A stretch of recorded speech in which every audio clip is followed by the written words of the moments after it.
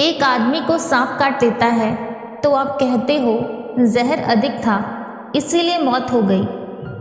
किसी को फांसी की सज़ा हो जाती है, आप कहते हो अभी इसने जीना था, मगर फांसी की वजह से मृत्यु हो गई।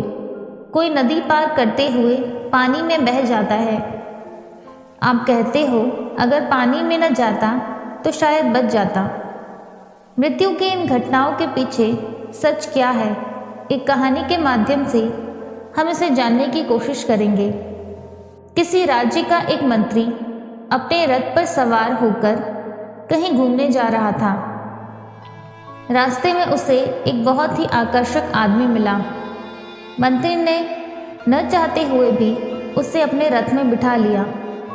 वो दोनों आगे बढ़े। कुछ दूर चलने पर उन्हें कुछ लोग दिखाई दिए जो कुएं से पानी भर रहे थे।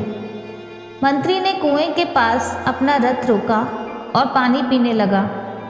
रथ में बैठे उस आदमी ने मंत्री से कहा, आप थोड़ी देर रुकना, मैं अभी गांव में होकर आता हूँ। जैसे ही वो आदमी गांव में गया, वहाँ तूफान आ गया। पेड़ों के गिरने से 4 लोग मारे गए। मंत्री को ये पता चल गया। मंत्री उस आदमी को लेकर अपनी यात्रा पर आगे बढ़ा। रास्ते में एक गांव आया। उस आकर्षक पुरुष ने कहा, मुझे इस गांव में थोड़ा सा काम है। मंत्री ने रथ रोक लिया। वो गांव में चला गया। थोड़ी देर बाद पता चला कि एक जहरीले सांप ने एक ग्रामीण व्यक्ति को काट लिया और तुरंत ही उसकी मृत्यु हो गई। मंत्री को उस आदमी पर अब शंका होने लगी। वहाँ से भी वो लोग आगे चले गए। 3 किलोमीटर चलने के बाद एक कस्बा आया। रथ में बैठे बैठे उस आदमी ने मंत्री से कहा, इस कस्बे में मुझे एक संदेश देना है, आप थोड़ी देर मेरा इंतज़ार करना। जैसे ही वो आदमी कस्बे में प्रवेश हुआ, वैसे ही उस कस्बे में बाढ़ आ गई और 10 लोगों की मृत्यु हो गई। अब मंत्री को पूरा विश्वास हो गया कि यही आदमी इन सब आपदाओं का कारण है। मंत्री ने पूछ ही लिया कि आप कौन हैं? तब उस आदमी ने बताया, मैं यमदूत हूँ। मंत्री ने आगे कहा, तब तो आपको सबकी मृत्यु का पता होगा। यमदूत ने कहा, हाँ, मेरे इलाके में जितने भी मनुष्य हैं उनकी मृत्यु का मुझे पता है। मंत्री ने कहा, अच्छा तो ये बताओ कि मेरी मौत कब और कैसे होगी? तब यमदूत ने कहा, आपकी मौत आज से 7 महीने बाद आपके ही राजा द्वारा फांसी की सज़ा से होगी। वह मंत्री अपने राजा के पास गया और यमदूत के साथ हुई बात को बताया। राजा ने कहा, आप आज से राजमहल में ही रहो, कहीं बाहर नहीं जाना, तो गलती होने का कोई कारण नहीं होगा। मंत्री ने राजमहल में रहना शुरू कर दिया। अब वह सिर्फ अपने ही कक्ष में रहता था। नौकर सेवा में रहते थे। उस मंत्री को नींद में चलने की आदत थी, मगर इस बात को वो खुद भी नहीं जानता था। उसे लगता था कि वह सपने में ही कहीं चला जाता है, फिर वापस आ जाता है। मंत्री है, इसीलिए कोई नौकर भी रोकता नहीं था।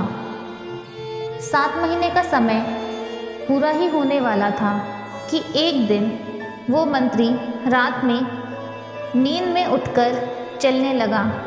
चलते चलते वह राजा के शयन कक्ष में पहुंच गया और रानी के बगल में जाकर सो गया। राजा ने देखा कि मंत्री रानी के साथ सोया है। उसे ये बात बिल्कुल सहन नहीं हुई। सुबह राज दरबार सजाया गया। जल्दबाजी में राजा ने उसे फांसी की सज़ा भी सुना दी।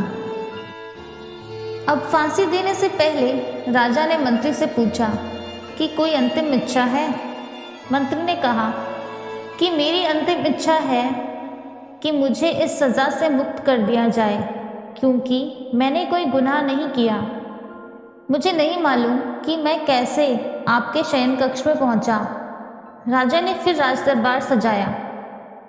सभी बुद्धिमानों से सलाह ली। तब कुछ लोगों ने बताया कि ये नींद में चलता है, इसका कसूर नहीं है।